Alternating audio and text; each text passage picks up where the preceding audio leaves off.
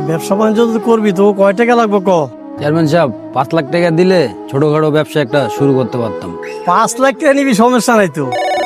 Phone দিল কি হবে? আব্বা কই তুমি? আরে আমি তো এক জায়গায় আছি, ওই কাশেমের পোলারা আইছে, ওকে এক বিষয়ে কথা কইতে আছি।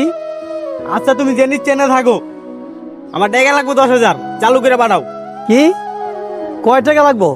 10,000 টাকা? আচ্ছা ঠিক আছে, রাখ, পাঠাইতেছি আমি এখন। আচ্ছা আচ্ছা। কিন্তু তোর আব্বা কি হলো, টিয়া পাঠাইবো?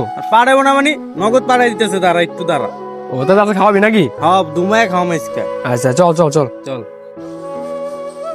তোলায় 10,000 টাকা চাইলো, টাকাটা পাঠাই দেই বিকাশে। চেয়ারম্যান সাহেব, আপনি কি আমাকে সাথী কিনা দিবেন না? আরে ও তো অনেক ডিস্টার্ব করতে আছে আমারে। দা তোর ছাতি লাগবে না, তুই বাদ, তোর ছাতি নিয়ে গেল। এই আমার ছাতি দিয়ে যা, ছাতি দিয়ে যা। ধরেন আমরা সাথী।